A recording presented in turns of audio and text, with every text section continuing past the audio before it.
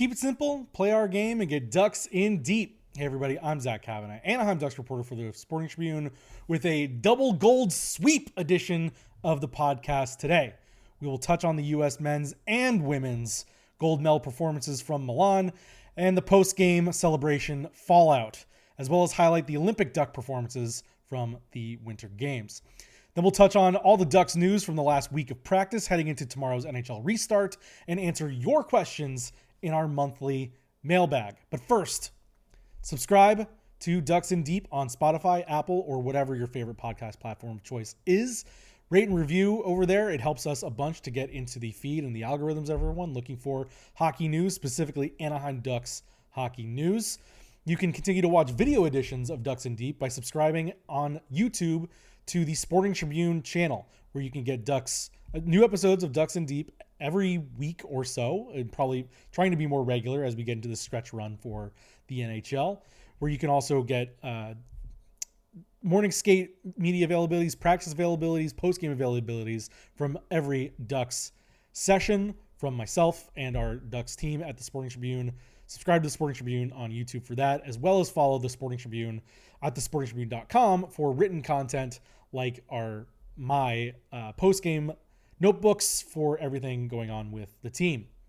You can look for all those links to the videos, the articles, and everything else on my social media. You can follow me on Twitter, Threads, and Instagram at Zach Cav. That's at ZACHCAV.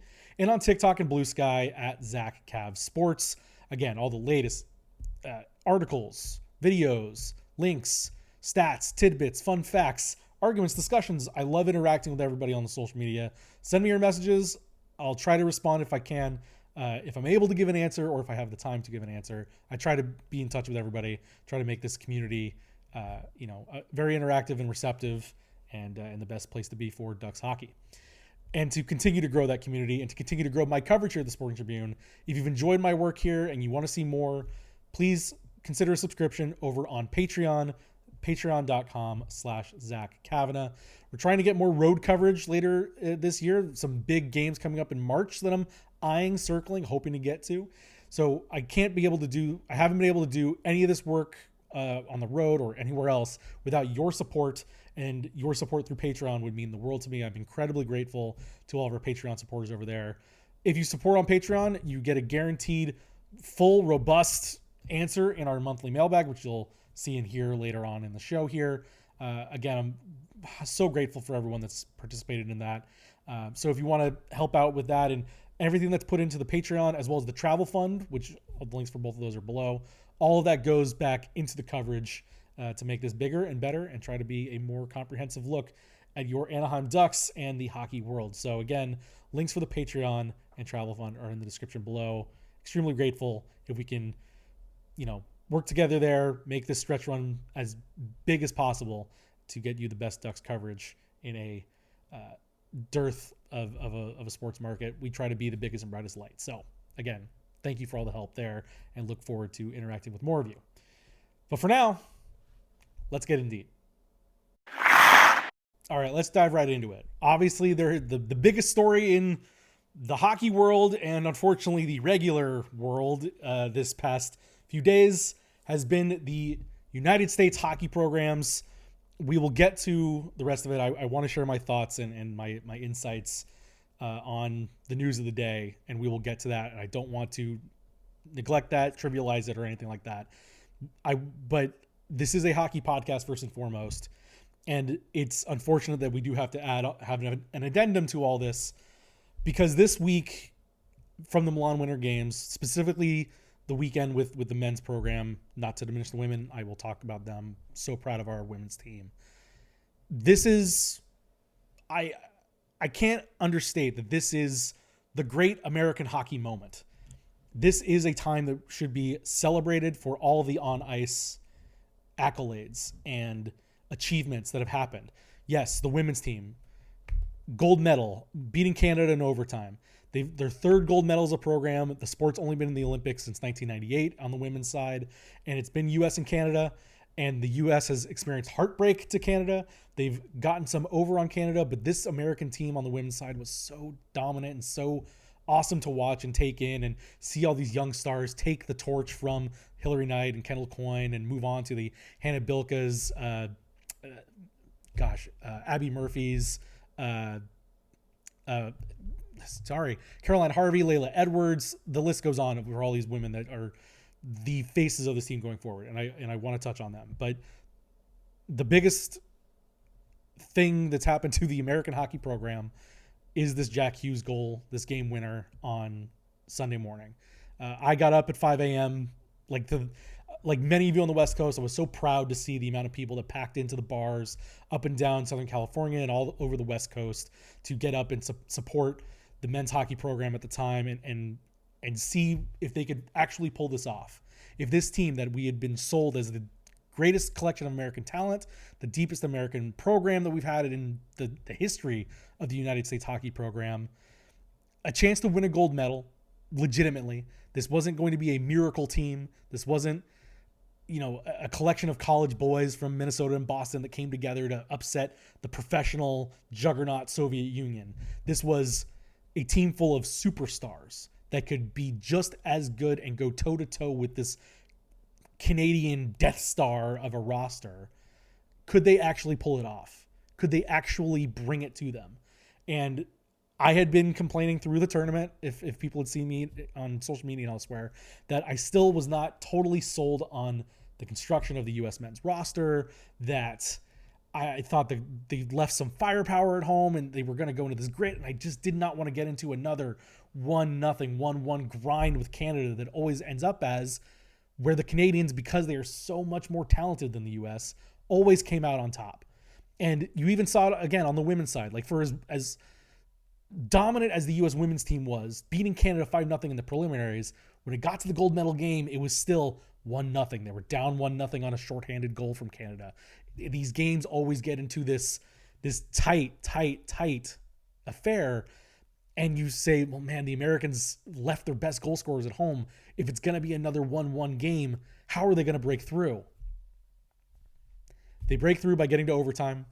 And once they got to the 3-on-3 overtime, I thought for sure that with the amount of firepower that Canada had, Sidney Crosby's out of it. There's still McDavid. There's still Makar. There's still Celebrini, who was hot. Name a guy on that Canadian roster. They could have broken through and beat this team. And they didn't. And it was Connor Hellebuck coming up huge with a breakaway save on Connor McDavid. It was Cale Makar jumping at the blue line and missing to allow the U.S. to have a 3-on-1 the other way.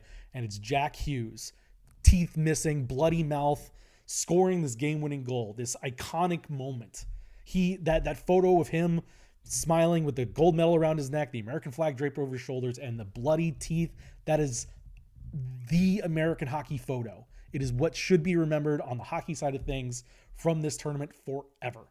It's hard to understate. Yes, only the Americans' third medal on the men's side, equaling the women's achievement, but in much longer of the time, the women a much shorter time, as they've been dominant on their side of the sport. And the men have always had to fight for their respect in the hockey world. I know that sounds a little ironic, kind of comparing the two. Women always fighting for their respect on the world stage. And I keep mentioning them. I don't want to shortchange them. I'm going to give them their spot in the sun because they so deserve it as well. But when it comes to the American men's side, this program has taken a long time to build to this moment. It has taken beyond just the 46 years of time. It's been a specific, I heard somebody mention 2010 is kind of a break point, where since 2010, the Americans have won more World Junior gold medals than the Canadians have, as this turning point. Whether you want to point to the drafting of Patrick Kane to the NHL as this next level superstar talent that the Americans hadn't really produced that kind of skilled player before. And then you get the World Junior success. You would think at some point those World Junior kids are going to grow up, and whether it's all one team or multiple years of those groups coming together to finally push themselves over the edge, they had this time. And whether they could have done that in the previous Olympics when the NHL players weren't involved, we'll never know. There are guys, I was looking at the Ducks roster, trying to think of guys to talk to after the American win. And yes, Troy Terry made the Olympics, but he was a college kid during the non-NHL time. I thought, oh, well, Chris Kreider surely made the Olympic team at some point. His best years were spent during a time when the Americans or when the NHL was not in the Olympics. So this is the American hockey moment. All of this time built up to finally overcoming the dragon that is Canada in a best on best setting. Sure, the Canadians will point to some of their injury excuses. They didn't have Crosby. Okay, sure. And maybe he makes a difference in overtime. Maybe he makes a difference on one of those power plays that didn't go through. They can point to, well, Connor Hellebuck was incredible out there. Connor Hellebuck's a goaltender. Connor Hellebuck's a guy that he's a goaltender is part of the team, right? Ducks fans know this. A goaltender can win you some games. And Connor Hellebuck has been in the position before of getting this chance. And I think to Ryan Miller back in 2020 or 2010, he was able to carry this American team to that gold medal final against Canada, in Canada, and still Sidney Crosby beat him. And in this case, Connor Hellebuck, you got to get lucky sometimes. He got the stick save, the save of the century. He made the breakaway saves on McDavid, on Macklin Celebrini. Those could have been game enders, and he stood tall. The Americans also get the benefit of Nathan MacKinnon hitting the side of an empty net. It happens.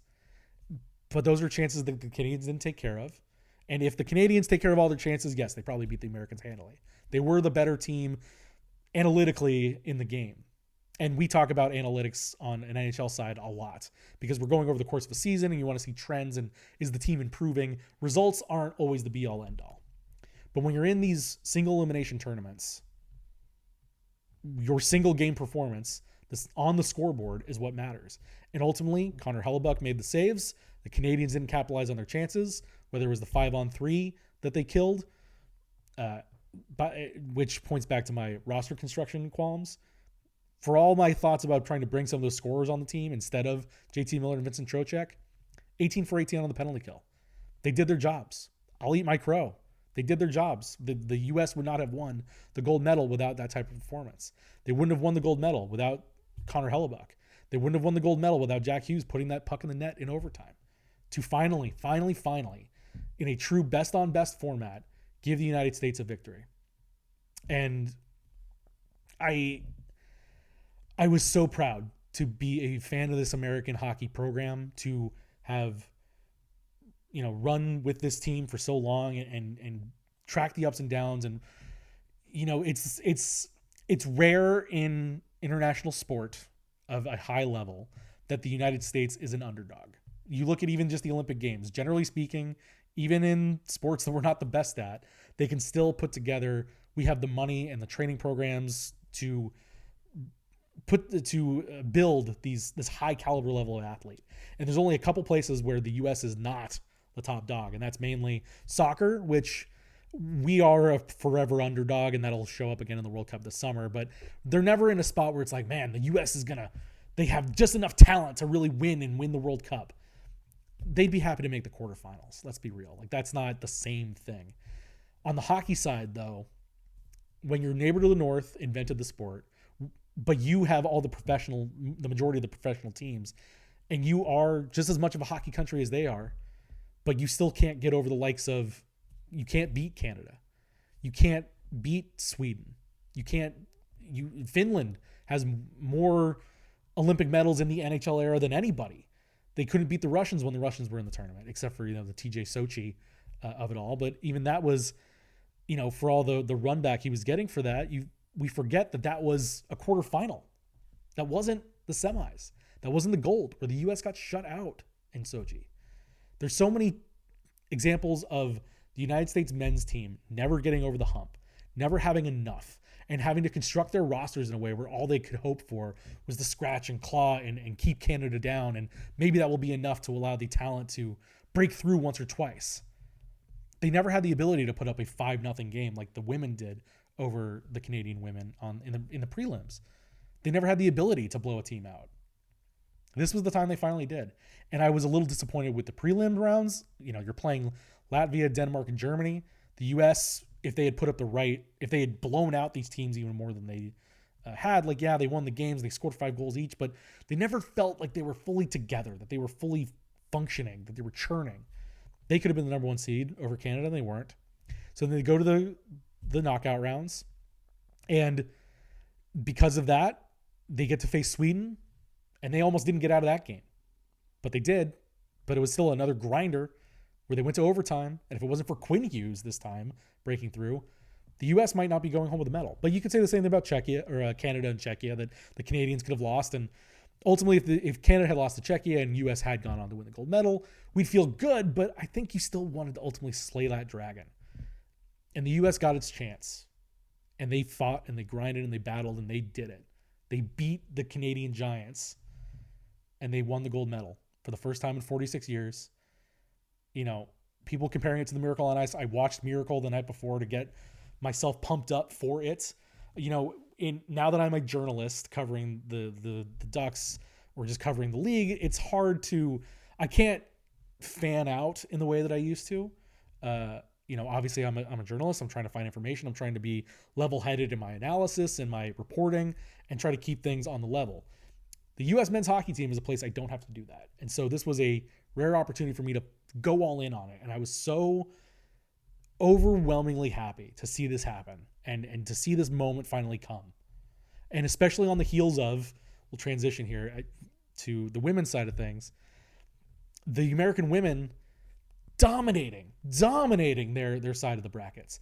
Undefeated, just like the men's team. They went undefeated, but they did it in a clobbering fashion. They scored 5 goals in each one of in every game except the final. They scored 5 goals at minimum.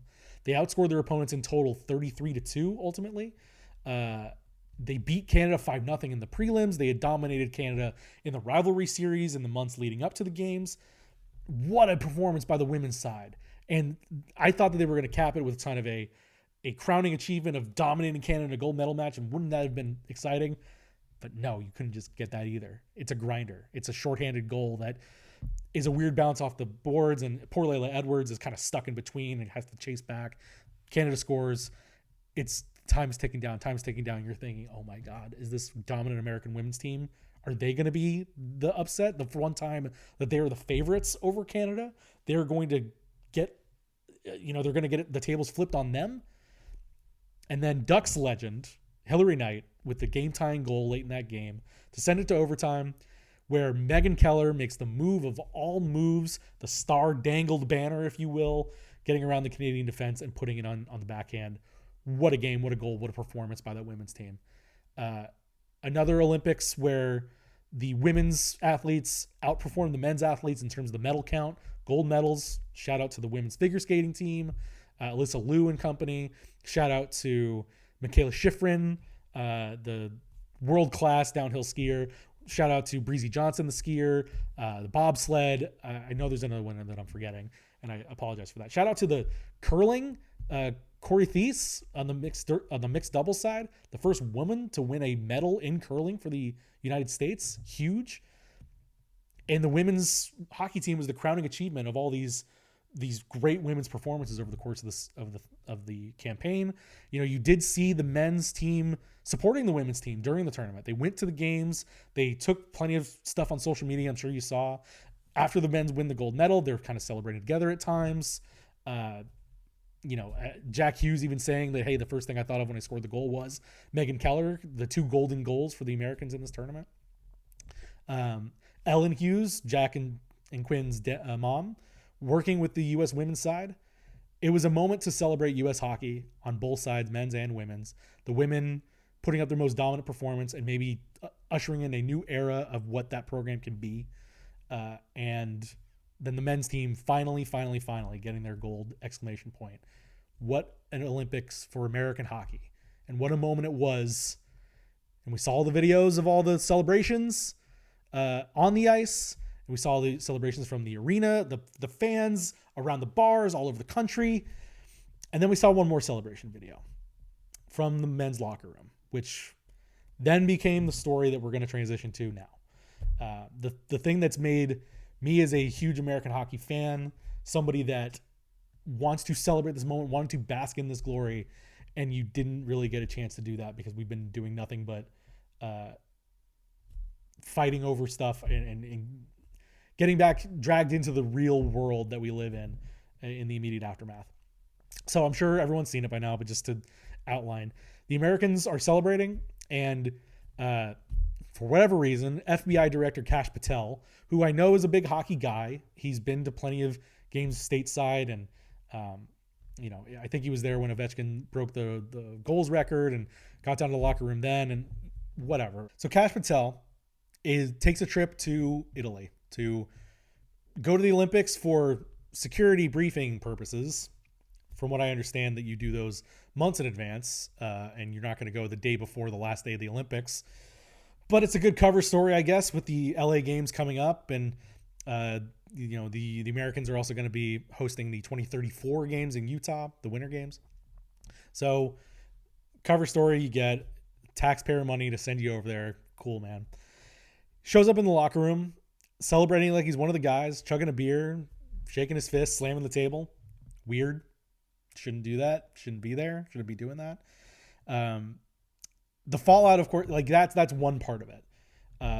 But it's not, I don't want to say the biggest part of it, because the discussion, of course, has been, we've had these arguments for years in various different forums of keep politics out of sports. Sports is a safe space. It shouldn't be political. What happens when the politics comes to sports? And what happens when it's a very divisive administration like the one that we have now? One way or another, like if Kash Patel had been there or not, I almost guarantee that there would have been some sort of phone call from the president to the locker room. He called them before the Four Nations last year, and that was obviously a different time with Canada, the 51st state, everything that was going on at that time that still persists today, but thankfully is tampered down a little bit. But I know that our friends to the north are not very happy with our current administration, and I can fully understand why. He was going to call them one way or the other. So Kash Patel should not have been there, and somebody maybe should have said something. I also understand that in the moment, everybody's kind of whipped up. They're like, oh, sure. Yeah, I'm sure there's guys in there that don't know who he is. When we talk to hockey players, sometimes we chat generally, and it's not, I don't want to say I'm surprised by the lack of knowledge from some of these guys. I'm not saying that they're dumb or anything, but they simply just don't interact with it. They are so hyper-focused on playing the game and doing their jobs. You'd be surprised at how much that they don't know about anything, whether it's movies, TV shows. They're certainly not chronically online like a lot of the hockey fan base can be. They're unaware of greater politics. And to them, I know everyone feels that this upsets some people, and it is unfortunate that happens, but when these guys get a call from the president, they don't really think about the ramifications of it beyond like, oh, wow, the president has called me. They don't really, I don't want to say they don't understand, but they're not sort of aware of how that is perceived by a lot of other people. And so they're going to take the call. They're going to take the trip to the White House and all that. The politics part of that will come later, but I want to focus on the here and now, what the issue was. So yeah, we'll go what Trump did on the phone call, of course, congratulating them. But the part that becomes the flashpoint is him being on the call saying, hey, we want to invite you to the State of the Union, which again, bringing politics to sports or sports to politics in that case. And in the course of that says, oh, well, that if I do that, I'm going to have to invite the women's team too. They might impeach me if I don't. Ha, ha, ha. Very funny joke. Everybody laughs at the president because he's making a joke. The problem is, it shouldn't be a joke. It shouldn't be a throwaway like, oh, I'm going to be forced to invite the women.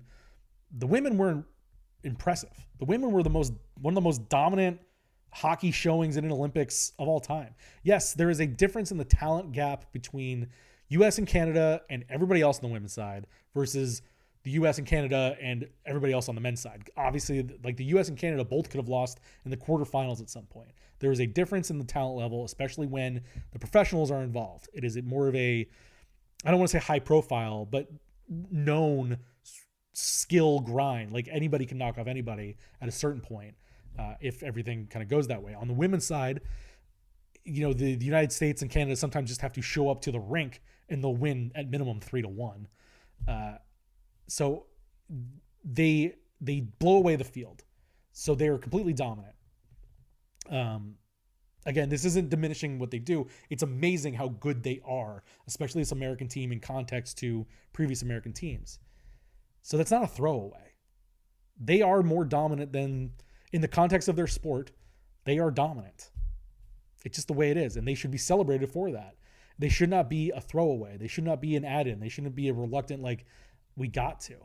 And the fact that the room laughed, again, I think it's hard to know, be in the mindset of all those guys. But I understand the disappointment that people feel from that.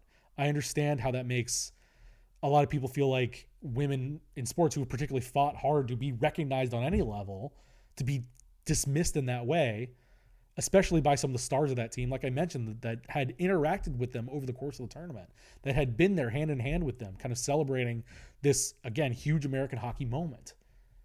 And they get diminished, including guys that, they either know these women personally, or they have, like, the Hughes' mom working for them. And they'll say, and I've seen some quotes from the Hughes saying that some that's been taken not out of context, but misconstrued and blown out of proportion. And okay, but you still need to apologize for it. And I think once these guys get back to their teams, you're going to start seeing some more pointed questioning from the media. Like, you have the guys going to the White House today, not all of them. 20 of the 25 guys on the team went. 5 guys did not go to DC. Those 5 guys are Jackson Lacombe, Jake Ottinger of the Dallas Stars, Brock Nelson of the Colorado Avalanche, Jake Gensel, Tampa Bay Lightning, and Kyle Connor, Winnipeg Jets. Kyle Connor was at practice and said he wanted to get back to his team, and because everybody starts on Wednesday. The timing of this sucks in terms of trying to celebrate properly. So some of the guys went out to a nightclub in Miami. If you saw the videos, there were even more guys that weren't at the club. Kind of understand that. I never thought Jackson Lacombe was going to be out at the club. He's just not that type of guy. I was curious if he was going to go to Washington, and he's not. He's going to be he's on his way back today, and should be at morning skate on Wednesday. Though I think personally, like I said, they were always going to get a call from the president. I don't know what you can do about that. And if you're shocked by hockey players' politics, I think you just haven't followed hockey long enough. It's the majority of these guys are the way that they are, unless they say otherwise.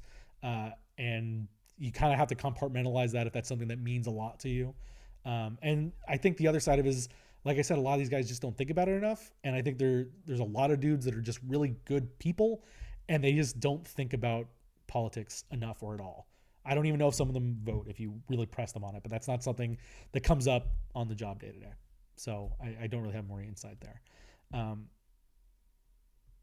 But where it comes into the politics of it is, to backtrack, they were always going to take a phone call. I don't know what you're going to do about that. They shouldn't have partied with Kash Patel, but Kash Patel shouldn't have been in there. Going to the White House, I don't even think is that much of a thing. Like, I understand how that hurts some people to see their players, their representatives interacting with a president that they don't agree with on multiple fronts. Understood. But I think to these guys, it is still an honor to be invited to the White House and to interact with a head of state like that. And that is what that is. Where I have a problem with it is the State of the Union part, because if they don't want to be political, if they really want to cry that sports aren't political, we didn't try to make any of this political, I can agree with you up to a point. I can even agree with them. Like, again, I don't know how many of them knew who Kash Patel was. And I don't also know in that moment how you kind of get your way out of that unless you just make a thing of it. And that would be another story unto itself. But going to the State of the Union, you're a political prop. They're going to sit there. It's a highly political speech. It's no matter who is in office, it is there for half the room to stand up and cheer and half the room to sit down and boo. It's the function of it. It's just how it goes. And you're now going to be a part of that. And ultimately, I think some of these guys may not understand what they're getting themselves into. They will later tonight. They will when they get home. I don't want to linger on this all too much, just to say that I was disappointed by the reaction to them from the jokes. I was disappointed that they haven't come out and sort of said, hey, we were kind of caught up in it. Like, you got to say something. And I'm sure some of these guys will. I'm disappointed that they're going to the State of the Union. I will give them the pass for celebrating. I will give them the pass for taking a phone call. I will give them a pass for even going to the White House. The State of the Union part is a bit much, especially when a lot of these guys have games to get to the next day. Yeah, some of them will be able to fly out in the mornings, and maybe they'll make the morning skates or whatever. And, maybe you say that gives an out to some of these guys that did leave, that they have to get all the way to the West Coast or somewhere else. Someone needs to be in their ear and be like, the NHL teams to kind of be like, hey, maybe don't do this. Go ahead and go to the White House, but get on a plane after that. And you should, these guys shouldn't be part of it, but they are, and that's unfortunate. And it's made it tough on somebody like me, that I am somebody that's able to kind of draw lines here and there. And I know that maybe can frustrate other people, that I don't take some of these things to my heart and soul. I believe things strongly. I do believe in a lot of, freedoms and rights, and protecting people and protecting the innocent, protecting marginalized communities, trying to help out people rather than put them down. I'm a champion of that. But it also is, and so that makes it tough when I try to watch this sport that I love, to be passionate about this country. I am a patriotic person through and through, but you can be patriotic for what this country can be and has been. You can be patriotic for the teams that represent it, the athletes that go out and wear the colors and show their pride and put, people like yourself on a stage like that. And you can also be critical of the people running the country. And you can be critical of people running the government. And you can also try, if you're somebody that represents the Stars and Stripes, like some of these Olympic athletes did, and I applaud them for it, for standing up and saying, yeah, I'm proud to be who I am. I'm proud to represent this country, and I disagree with the people currently running it, and I want it to be better. I think that's something that's able to be said, valuable to be said. And if some of you feel like I'm rambling here, or you want to disagree with me, I fully anticipate some sort of pushback from somebody out there, whether I didn't go far enough or the fact that I'm going there at all. But it's the hockey story of the moment. And on the Ducks side of things, Jackson Lacombe was roped into it as being part of Team USA. We will talk to him tomorrow to get a better sense of why he didn't go. He could be that he just didn't want to. It could be that he wanted to get back in time for the game. It could be that he felt like, hey, yeah, I won the gold medal, but I didn't play a minute of the game. I didn't do anything to contribute. I feel out of place celebrating here. But because he's involved, we will get his thoughts on all of it, and where he kind of stands in terms of the locker room incident or the phone call, and how everyone reacted to that, and on and on and on and on. So I don't want to linger. We got more hockey stuff to get to, and not enough time to get to all of it. So I'm going to have to crunch through some of this. But thank you for sitting with me with this. I hope that we can kind of agree on some of this, and know that, and I hope that at some point we can get this taken care of and behind us, and hopefully in years' time be able to truly celebrate what was a momentous moment for the USA hockey program. And I talked a little bit to Troy Terry and Cutter Gauthier about that, and there'll be interviews up. I got to catch up on some video stuff, but I asked them about it and just kind of what it means to that program, because it has put in a lot of work to grind and get to the level that it's at, to be at a point where they could win 2 gold medals in a single Olympics. The first time that the U.S. has done that. The first time the U.S. has won a gold medal on the men's side since 1980. Only the third time in their history. The third time that the women have won. The first time since, was it Pyeongchang that they won? Yeah, I think that was the one with the puck off the post and all that. And to do so with legendary players and handing the torch over. This should be an incredible rallying cry for the growth of the sport in this country, and to make the next generation of USA hockey better than the last. And hopefully that's better in more ways than one after the week that we went through. Last closing thought. I support USA hockey. I do. I support the women's program. I support the developmental team. I support the growth of the sport in this country. I support the great things that this program has done and can continue to do.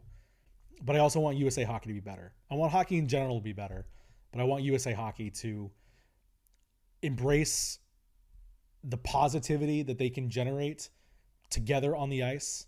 And I want them to be able to take that into some positive change elsewhere throughout their organization, throughout the American hockey community, and kind of take what an amazing couple weeks in Milan and make that into something that grows the sport here and grows the community in a positive way going forward, to make this program and this country in the way that it can make it, but this program and this community in general better. Okay, spent a lot of time in the Olympics, on USA Hockey and all that. Thank you for the people that sat through it, and welcome to the people that may have skipped over that to get to the Ducks hockey portion of this. We're going to go through the news and notes quickly, and then we'll get to the mailbag, because there's not a whole lot to talk about. There's a lot to touch on, but not a whole lot to expand on as we go into the games restarting. So, first of all, go down the list. Leo Carlsson has been on the ice the entire week that the Ducks have been practicing since they returned last Tuesday. We spoke to him. There's an interview on the Sporting Tribune YouTube. He's ready to go. He seems good. He's been practicing on a line with Alex Killorn and Beckett Seneca. I'm excited to see Leo get back on the ice and really kind of take to this. He seems like he's hungry and ready to go. He had said that he didn't want to go to the Olympics at 70%, kind of recovering from that injury, the lesion on his thigh. And he's 100% now. He wanted to be 100% for the stretch run. These are going to be some important games for the Ducks. He had said that, kind of the timeline of when we knew he was out in mid-December, that's when it started to hurt. And it just got worse and worse to a point where they had to drain fluid and attack it. So he got the surgery. Everything's all good now. Leo Carlsson 100% ready to go Wednesday in Edmonton. Frank Vetrano was with the team to start the week. Almost fully recovered from his shoulder fracture. He said it was some scary moments, after that injury back in December. And Joel Quenneville sort of intimated that even if he was around the team, that he would still need a little time. I don't know if he'd be fully ready to go for tomorrow if he was here. Maybe a little bit more time to kind of work in and get fully healthy. He's also not currently with the team. His brother recently passed away from glioblastoma. I hope I said that correctly. It's a form of brain cancer.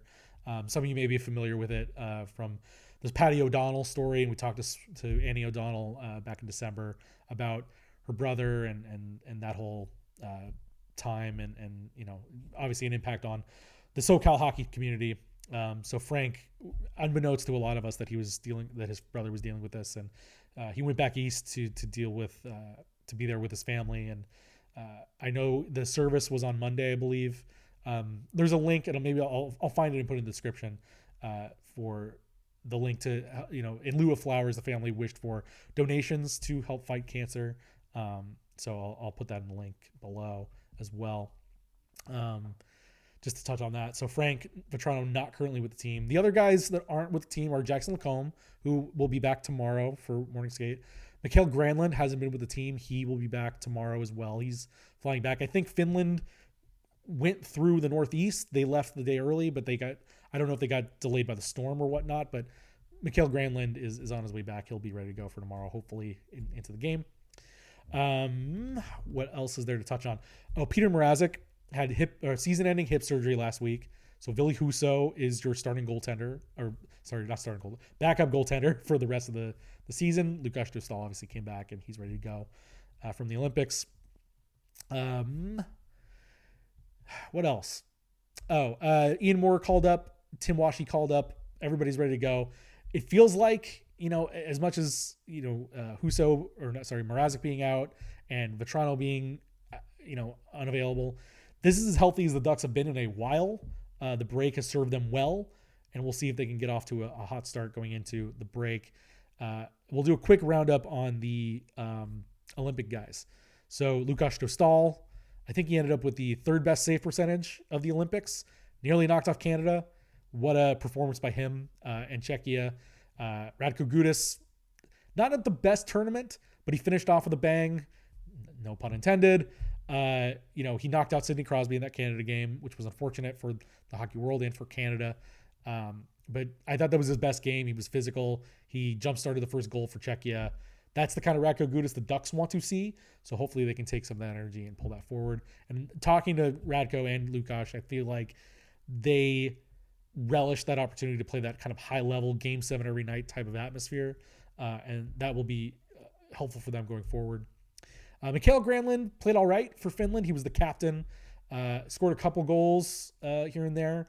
The biggest game he had was against Italy that helped them blow out the host Italians and get a top seed for the quarterfinals, which helped them get a path to the bronze medal where they beat Slovakia pretty good. So full marks for Mikael Granlund. Mentioned Jackson Lacombe. Didn't play a single minute of ice hockey. Got a gold medal. He skipped an Arizona golf vacation to have an Italian hockey vacation and comes back an Olympic medalist. See how he feels about all that tomorrow. And Damian Clara was one of the stars of the Olympics. Ducks goaltending prospect, 6'6", Italian goaltender, first Italian-born goaltender to be, or Italian-born player to sign with an NHL team. He's faced the most shots out of anybody in the tournament. His profile is elevated because of this tournament. He's having an okay season back in Sweden. We'll touch on that in the questions here in a second, but yeah, good showing for Damian Clara and the rest of the Ducks. So that's a quick roundup just to kind of set the stage and get things plated before we return to NHL hockey starting tomorrow. And now let's get to the mailbag. All right, let's go to the mailbag where we always start with our Patreon questions. I thank everybody for going on Patreon and subscribing. And for that, you get guaranteed answers to your questions here and robust answers as much as I can give.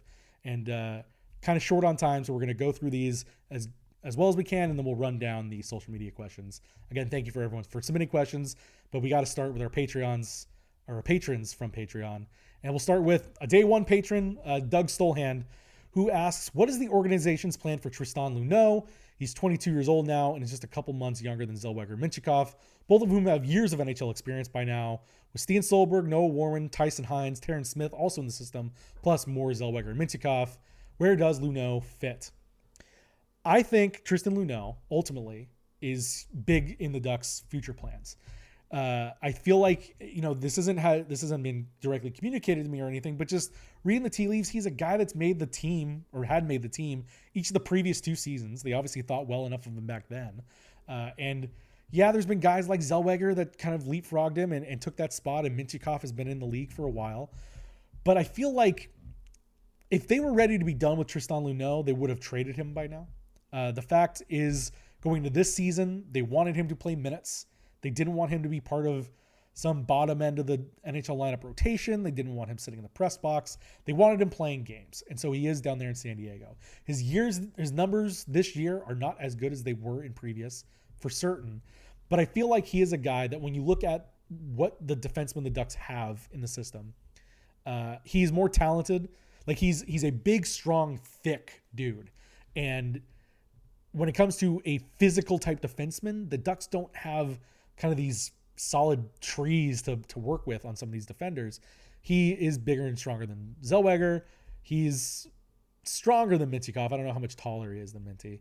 And yes, you can throw in Stian Solberg as part of that, but he's more talented than Noah Warren is. He's more talented than Tyson Hines is. So I feel like he's still part of this. Now the spots are kind of small. We've talked about the depth of the Ducks defense in the system and on the roster for years now. Whether he is a key part of the NHL roster, or I guess to take one step beyond all that, you list all these names and clearly we see what we've said before. There will have to be a move at some point. Whether it is any of these guys mentioned, whether it's even the NHL guys, Zellweger or Minchikov, whether it's these guys in the system, Solberg, I feel like Solberg's probably an untouchable, but Luneau, Warren, Hines, these are all guys that could be used as valuable trade pieces. So what is the plan for Luneau? Where does he fit? I think one way or another, he's key to what the future of this organization does. He is either a humongous piece of the D-core going forward and will be a valuable member to lead this team into cup contention, or you use that pedigree that he has to acquire something you don't have that makes this team better going forward. I think there's no losing position here for Tristan Luneau. And I know that's not a solid answer. It's not like as it's not something from the inside, but it's a thing of that's just the reality of it. I think Tristan Luneau should be an NHLer. I think we saw it in the preseason that he was good enough to be on this team, but it's tight. And, yes, you say that, well, he should be playing over Radko Gudas and Jacob Trouba, and maybe that's true. But Gudas is the captain. We'll see what happens with him. There's a week till the trade deadline. I don't think he'll be moved, but I also don't know that he'll be back in the summer. It feels like they want to keep Jacob Trouba around. I've mentioned too that if you get rid of both of your veteran defensemen, Jackson Lacombe ends up being the old man on the D-core. He'll be 26 next year. Is that the veteran presence you want, or do you need somebody like Trouba to still be that older guy with know-how to lead? Because as much as we say that this young defensive prospect pipeline can lift the Ducks forward, they're also going to be, if Luno comes in, he still just doesn't have the NHL experience that the other guys do. If Steen Solberg ends up coming up, he does not have any NHL experience. So it's curious to see how that all plays out, but he is going to be huge to the future of the Ducks blue line, whether that's as a part of it or the guy gets moved out for something else. But there's an answer for you, Doug. We will go to next on the list, Michael Totes, who asked, among the Ducks' upcoming UFAs, which players, if any, do you expect the group to re-sign? Assuming Peter Mrazek walks in free agency, Ville Husso remains under contract for one more season. What are the odds that Damian Clara is brought over full-time to North America with the San Diego Gulls? So 2 questions there that I should have stopped and separated. But we'll start with the first one. Of the upcoming UFAs, who do the Ducks end up keeping? So your UFAs on the forward unit next year, this summer I should say, are Ryan Poehling, Ross Johnston, Jansen Harkins, and Jeffrey Viel. Of those guys, there is one that I can see coming back, and that's Ryan Poehling. He has proved himself to be a very versatile player, a very useful player, a player that can play up with the skill, that can play down with the penalty killers, and is more dynamic than we give him credit for. He's been a real revelation. Again, he is not equal to Trevor Zegras in terms of skill set, but he does something that this team needs. And all props to Pat Verbeek for making that move to keep Ryan Poehling around. Ross Johnston, he's had an incredible year, career year, all things to be proud of for Ross. I just don't see with the guys that are below in the system that I guess we can apply this to all these, that Ross or Jansen Harkins or Jeffrey Viel have places to be on this roster next year. You could keep Tim Washy up.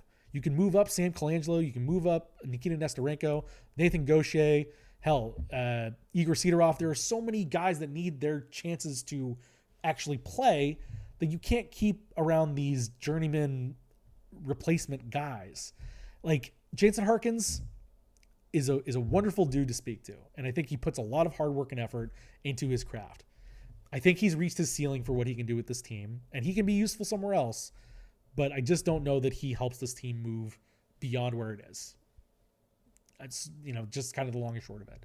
Jeffrey Viel has come in and been a spark plug in those first few games. Can he do that long term?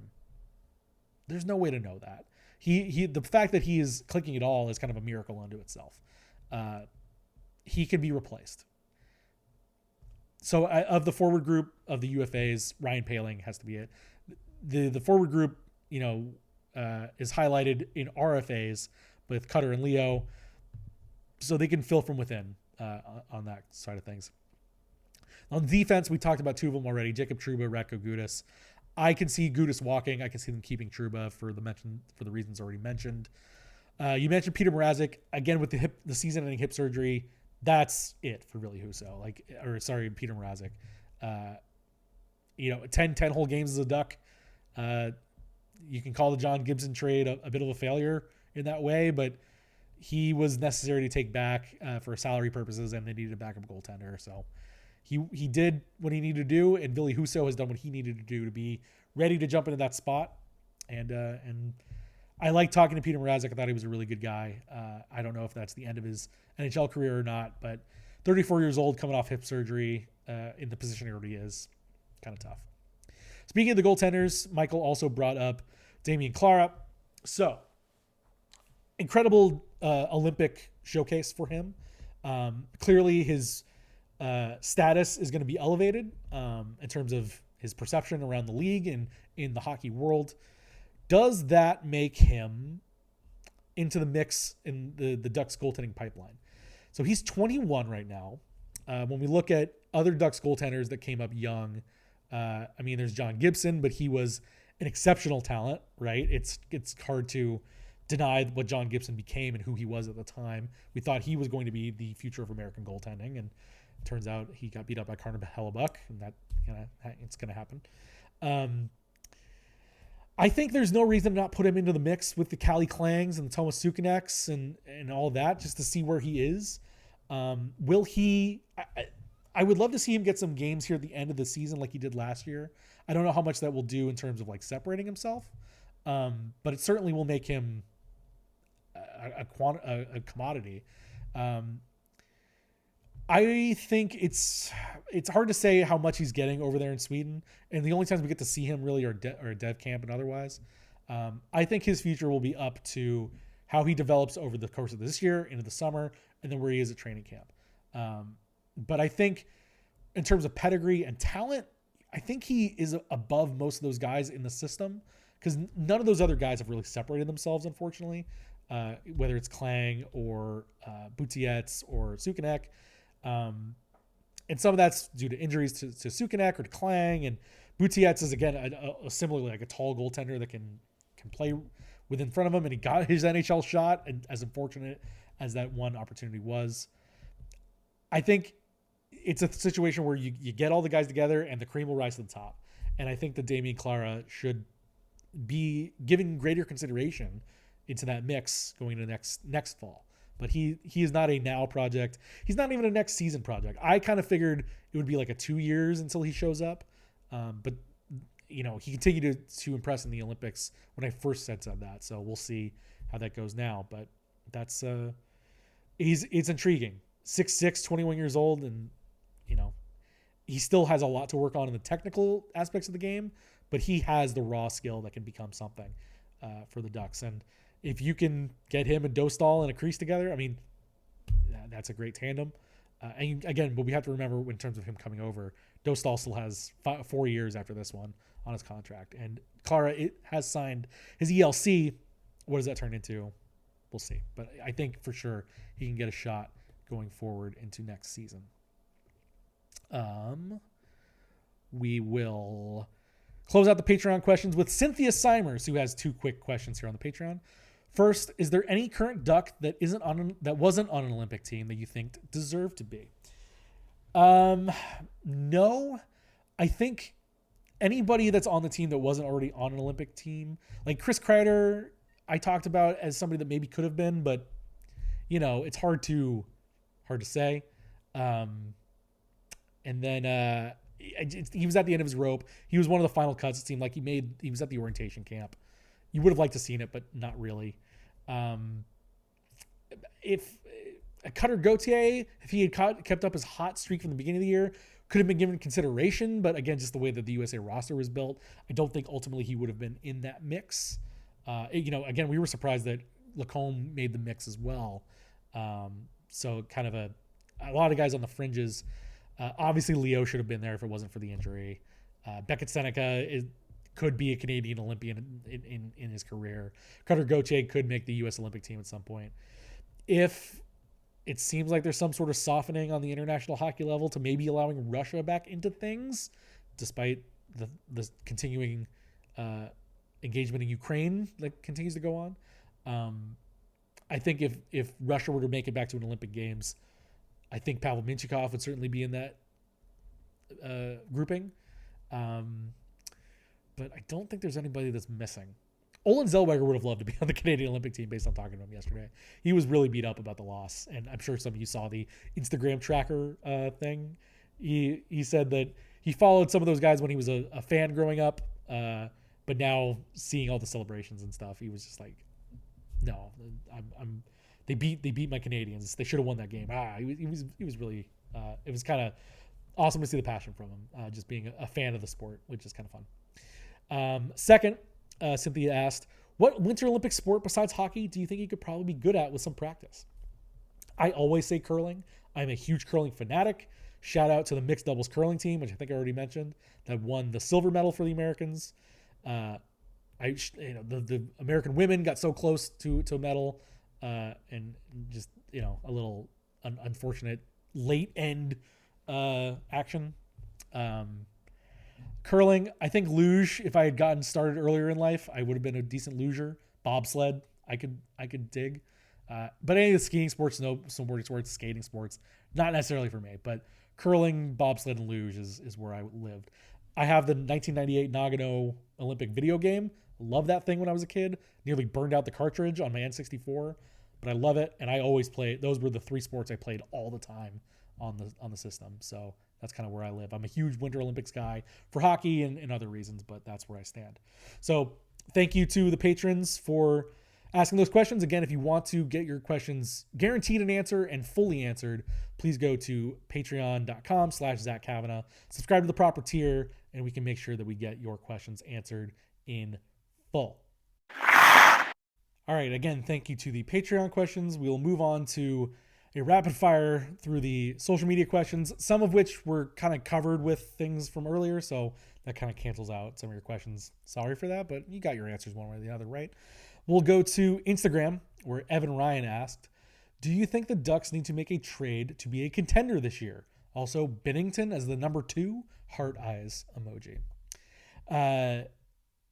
Depends on what you decide what a contender is. Do they need to be a cup contender?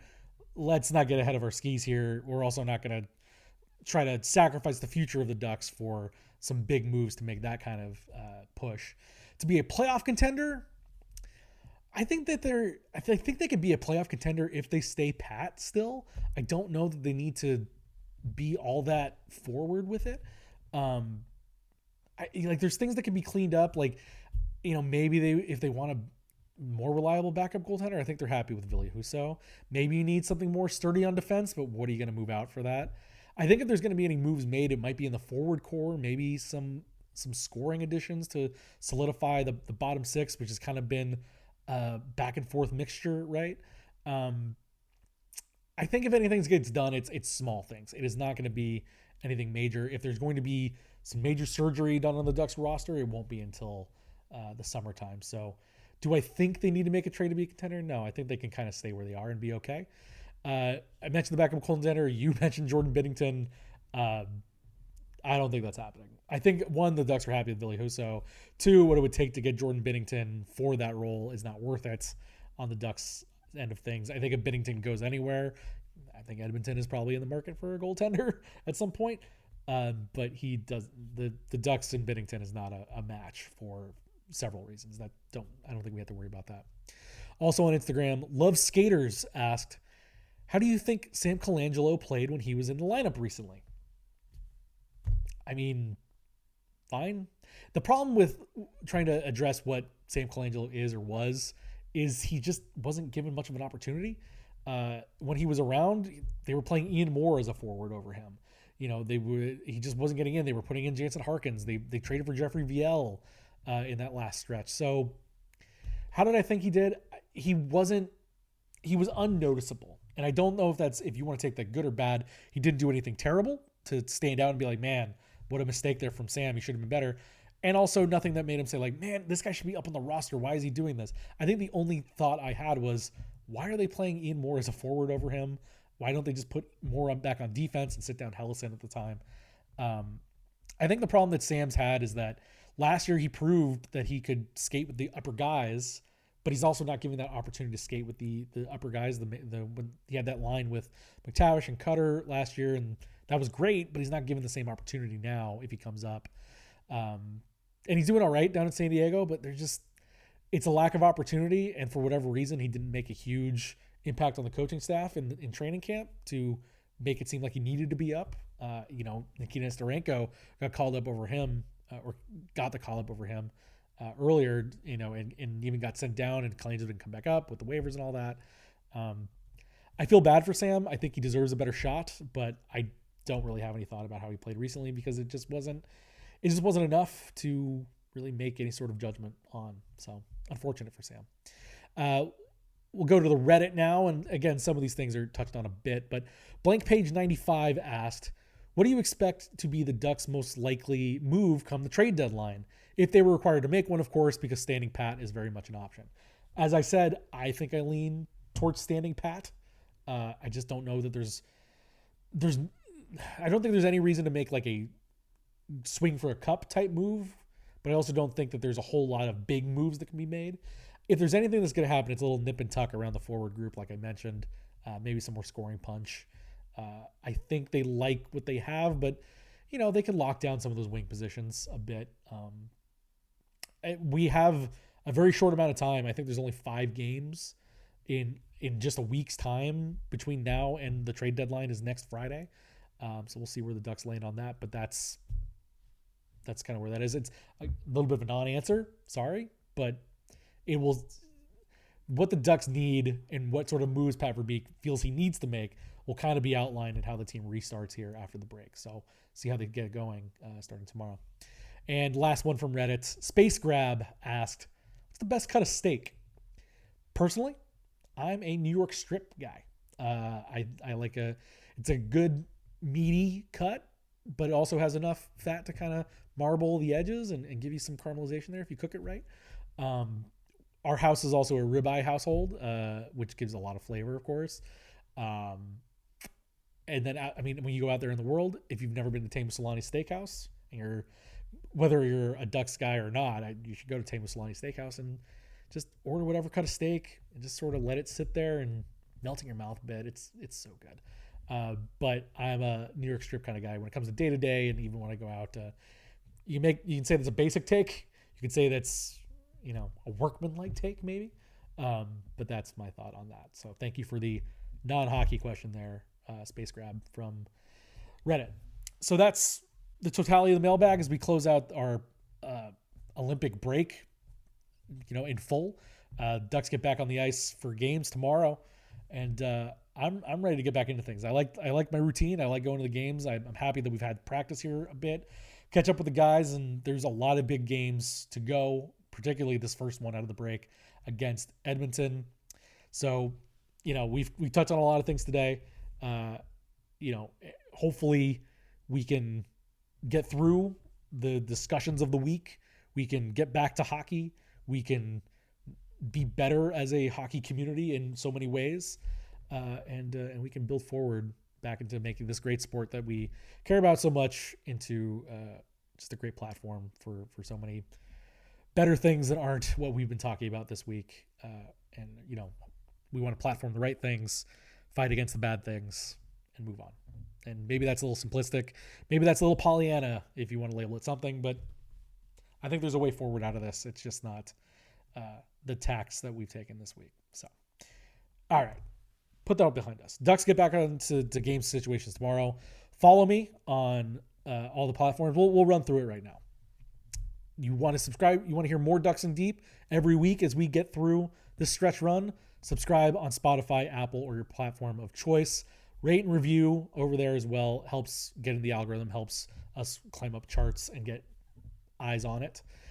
You want to keep watching video editions of Ducks in Deep to see what jerseys come back behind me when we talk only Ducks, and I can put my USA Hockey jersey back in the closet for a little bit. You can watch those YouTubes on the Sporting Tribune YouTube channel.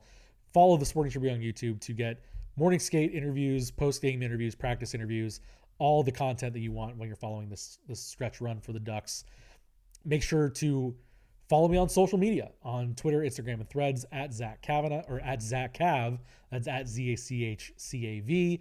And on TikTok and Blue Sky at Zach Cav Sports for all the links to those videos, articles, information, stats, lineups in the morning for morning skates, post-game links to quotes and everything else. All that can be found on social media, and that'll take you to all these various spots. If you enjoy this coverage, if you've enjoyed these videos, if you want to make this coverage better and get us in this whole thing forward into a better spot, consider a subscription on Patreon, patreon.com/Zach Cavanagh, as we continue to grow Ducks in Deep and the Sporting Tribune to the best Ducks coverage on the internet. As I said, we're working towards getting some big road assignments here in the upcoming month. There's a lot of road games, a lot of big games that I'm trying to get to, and have some things to announce shortly. Won't be doing it today, but once I get it firmly on the calendar, we'll get it out there for everyone to see. So if you want to support that, you want to make sure that this grows, support on Patreon or contribute to the travel fund if you don't want a monthly subscription and you want to help out in any way you can. Again, links for those are in the description below.